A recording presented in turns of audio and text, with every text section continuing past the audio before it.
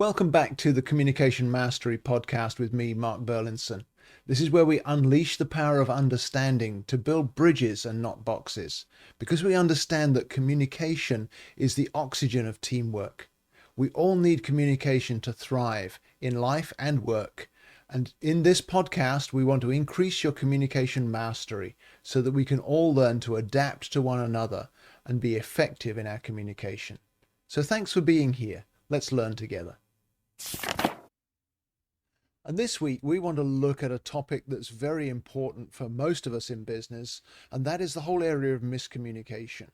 Because miscommunication takes up so much time, sucks so much energy out of our teamwork. And so I've got some points for you on the battle of misunderstanding, where we can look at the reasons we misunderstand each other, the reasons we miss each other when we're trying to get through or we're trying to get something done.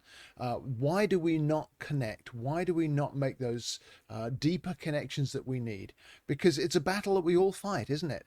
And here's what I want you to catch. Misunderstanding is rooted in a lack of skills in the science of communication. So we can train ourselves to reduce misunderstanding. When I train myself to recognize the different communication styles that people prefer, and then the unique characteristics, the unique needs of those styles, and then the distress patterns that come up when one of those styles is not in a happy place, when one of those styles is struggling, I can recognize the distress and learn to adapt. I'm equipping myself to understand others more fully and therefore to reduce misunderstanding. And so most misunderstanding is not the result of ill will. It's more a result of ignorance. And so I want to help you learn some different keys today of how to reduce misunderstanding. 6 keys we're going to look at, different things you can do, rooted in the reasons why we misunderstand each other. And every great marriage is built on connection. Can you imagine what it would be like if you had a marriage where every conversation brings you closer together rather than further apart? A marriage where what you say is actually understood and not misrepresented. It is possible to have a marriage like that. And if you'd like that, I invite you to go to my website and click on Communication IQ for Couples. Let's make a start today on your marriage embracing communication mastery. And number 1 would be a lack of clarity. When there's vague language in our communication, there's jargon, or maybe our instructions as a team leader are unclear, then that can lead to confusion about expectations, or it can lead to misunderstandings about the responsibilities of different team members, or it can lead to a lack of clarity on the next steps we want to take. And so most of us resort to vague language when we're unsure, when we're unclear ourselves. For example, you might say, I need this done as soon as possible, rather than specifying when I need it done. And so the key for the lack of clarity to reduce misunderstanding is to be specific, but also to use plain language. Most of us hedge our words because we're hesitant to confront somebody or to come across as too demanding. A few of us recognize that we come across too easily as too demanding, and we need to be careful with that. But for the majority of folks, we kind of ease off what we're trying to say, and that results in a lack of clarity. So be specific and use plain language. That will solve that number 1 problem of a lack of clarity that leads to misunderstanding. Second area that we need to focus on as we're reducing misunderstanding is to beware of assumptions and unspoken expectations. This kind of leads on from what we just said about a lack of clarity, doesn't it? But people often assume that others know what they mean, or that others share their priorities, or understand the tasks that are needed, or understand the context that we're operating within, without it being clearly stated. And so then there's also a wide open door for misunderstanding. For example, I was talking to a salesperson the other week who said that they just assumed that a teammate knew that the client was promised something in a separate meeting that they weren't part of. They assumed the teammate had been filled in on that, and that led to all kinds of trouble because the teammate didn't know, and they made a mistake in the way they handled the client. It caused them all kinds of difficulties. So assumptions or unspoken expectations can really be another tripwire in our communication. So here's the key for this one: say it clearly, even if it seems obvious. Stating the obvious is always helpful to avoid misunderstanding, even if it feels like it's redundant to you. The third area that causes misunderstanding is actually on the other end of the communication. It's poor listening, because misunderstanding often happens not because something was poorly said, but because it wasn't really heard right.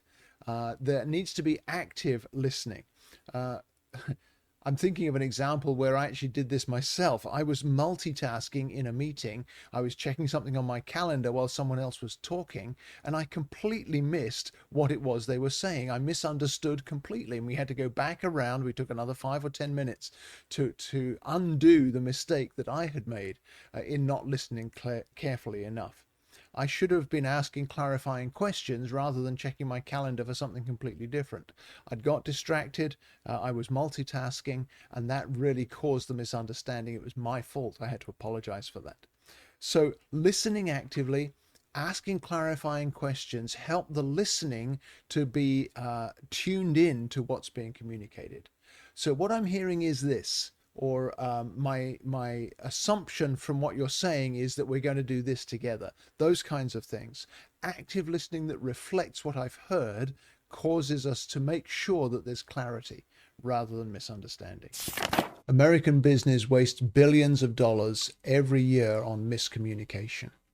If you're ready to change that trend, invest in communication IQ today, because it will give you a great return in terms of employee alignment, retention, customer engagement, profitability, sales outcomes. All of those areas will grow as you understand the science of communication. So go to my website at markburlinson.com, click on the business button, and let's have an introductory chat today about how I can help your business be more productive by enhancing communication.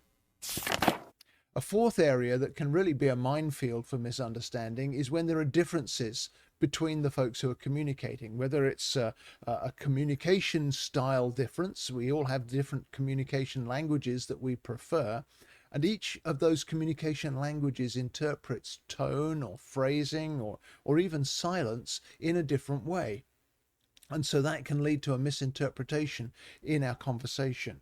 But also on top of that, different cultures have different styles and different ways of addressing issues or confronting problems or seeking solutions. You obviously are aware that I'm originally from the UK, and our culture in the UK is very different from the culture here in the United States. And so that can be a fertile ground for misunderstanding sometimes. For example, direct feedback might seem rude to some or refreshingly clear to others. Whichever it is, you need to understand the culture that you're speaking into in order to avoid misunderstanding. And so be sensitive to diversity, be sensitive to culture, and educate yourself as much as you can on those 7 different communication languages in the communication IQ framework, because all of those steps will enable you to navigate differences and bring them into the strengthening of understanding rather than the cause of misunderstanding. 2 more to mention. The fifth one would be the emotional tone of a conversation or an interaction, because messages, especially written ones, can really be misunderstood very easily. Whether it's an email or it's a text or maybe it's a Slack post, it can lack tone. And it certainly lacks body language because you're not present with the person as you're giving that communication. And so it can be very easy to misread maybe a text that says something in a very brief way that may seem perfectly normal to you, or it may seem perfectly clear to you, but the person on the other end may receive it completely differently, either as a command when it was a suggestion, or maybe a criticism when it was an encouragement. That can be misread. And when we misread someone's intent, then misunderstanding comes in very quickly. A short response can seem very curt or annoyed when really it was just intended to be efficient. And we want to avoid those misunderstandings as well if we can. So be aware of emotional tone, especially if it's not an in-person communication, but it's something more in writing. So add context or add warmth if you feel like the tone might be lost when you've written something down and hit send. And then the final area that causes misunderstanding is the whole area of overload. I mentioned multitasking in a meeting where I'd made that mistake, but even if there's too much communication and there's information overload, that can cause misunderstanding. One of the key things I've seen in team meetings is where you kind of bury the key points in a sea of information, and that can lead to the important messages getting lost in the general the general stuff of a whole flood of information. If you're sending an informational email to folks and then there are action points, make sure you pull out those action items. Don't bury them in the conversation, but pull them out as bullet points somewhere in that email, because that will enable people to see the takeaway from the rest of the content.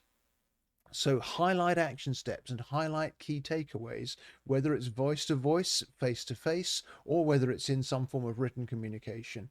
Take time to pull out what needs to be grasped clearly to make it clear and avoid misunderstandings.